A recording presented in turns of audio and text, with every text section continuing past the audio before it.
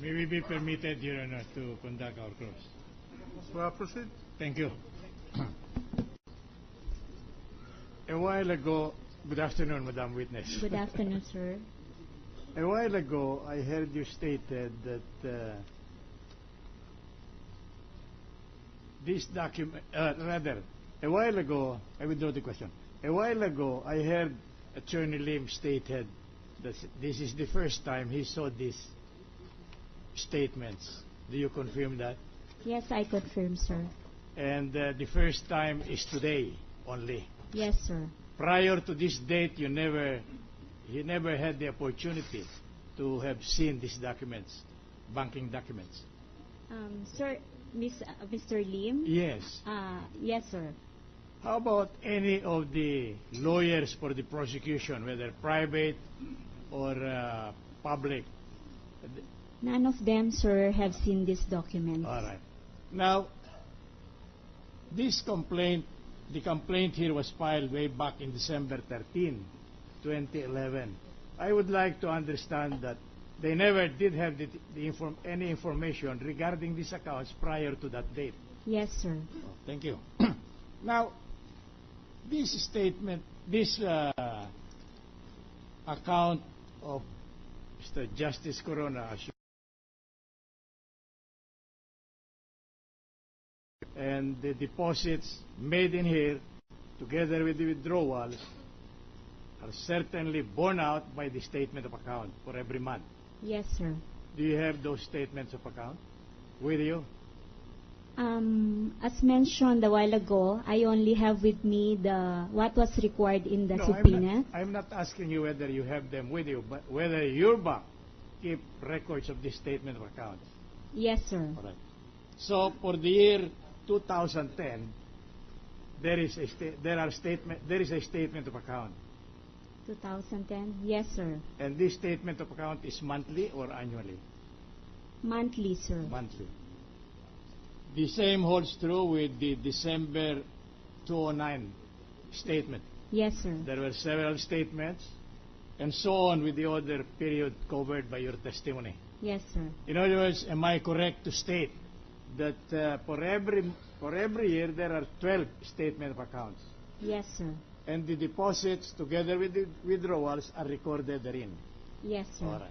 Now this 12,024,067 peso deposit in the balance in this account, was this pursuant to several deposits and withdrawals, or only one deposit, one withdrawal for that year? I do not recall, Your Honor, sir, because I concentrated really on what was required in the subpoena. But as you stated, the statement of account pertaining to this year exists in your office. As of the time I prepared these documents, it still exists All right. in your. Am I right to presume, or am I correct to presume that this 12,024,067 peso account or balance of the account must have been covered by several deposits and several withdrawals? I may not confirm right now, sir, because I haven't prepared the statement for the 2010. But it could be possible. That is a kind of procedure pertaining to these current accounts that you have in your office, in your bank. Sorry, can you please repeat, sir? But that is a standing practice in your bank. There are withdrawals, there are deposits. Yes, sir. Yes, sir. All right. So this is not one single transaction.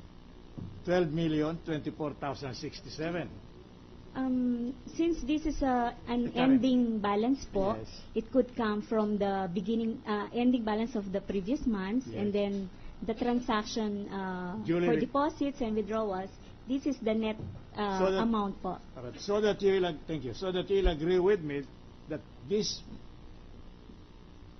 must have covered several transactions involved in that year. It could be, sir. All right. There were several deposits in various amounts. Right? It could be, sir. There are several withdrawals covering various amounts. It could be, sir. All right.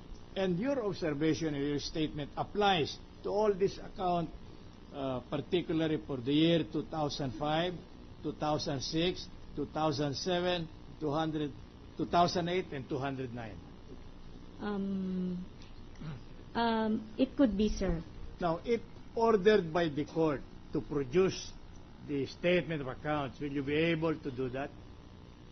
I'm not asking you whether you're willing, but will you be able? Because I know you'll be willing. Except when you are already somewhere else. Yes, sir. We will comply whatever it is being required in the subpoena. In view of the answer of the witness, Your Honor, may we respectfully request that the statement of account covering these periods 2005, 2006, 2007, 2008, 2009, and 2010 be produced by the witness at the most convenient time, considering her condition now, Your Honor. Our purpose, Your Honor, is to show that this figure is not made in one single deposit, one single withdrawal. May I just address before I make a ruling on your request? This is a checking account. Yes, Your Honor. Witness. Yes, Your Honor. Opened, when was its first opening? It was opened in 1989.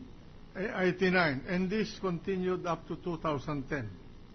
Yes, Your Honor. So that this account carried a running balance month by month, year by year, quarterly, semi-annually, annually, over the years up to 2010. It's a running balance, isn't it? Yes, Your Honor. And that the balance at the end of December 31st, 30, December of, at the end of December 2010 is the result of those running balances from the time it was opened in 1989 up until the year 2010.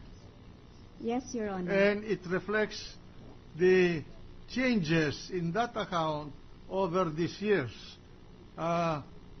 reflecting at the same time the transactions that went on in the deposit and withdrawal of monies in this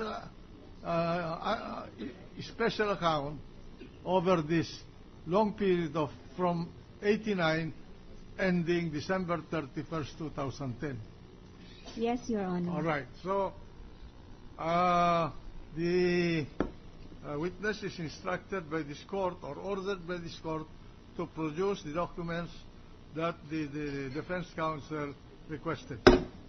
If Your Honor, please, notwithstanding the willingness of the witness to bring them, may we ask that we be permitted to go to their bank, just to say for convenience, Your Honor, because we can procure certified copies, Your Honor. There's no objection from the prosecution. I will authorize it. We respectfully and vigorously object. Why not join him? And so that we can expedite the hearing. we defer. You joined him anyway. There's nothing unusual. It's already established that this is a running balance over a long period of time. That will entail 89 to 2010. We withdraw our objection. 120 months of balances.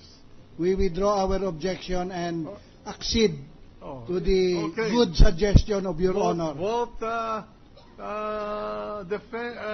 prosecution and defense counsel go to the bank, examine the monthly balances and the quarterly balances and the semi-annual balances and the annual balances over this period of time. Yes, Your Honor. Okay.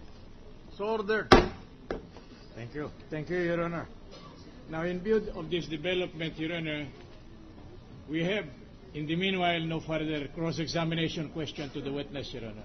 In the meantime, Yes, Your Honor, because our continuation of cross-examination... subject to further cross-examination. On the basis, because there are no statements yet that we have examined, Your Honor. All right. We wanted to assume or to prove So to you're suspending your cross-examination.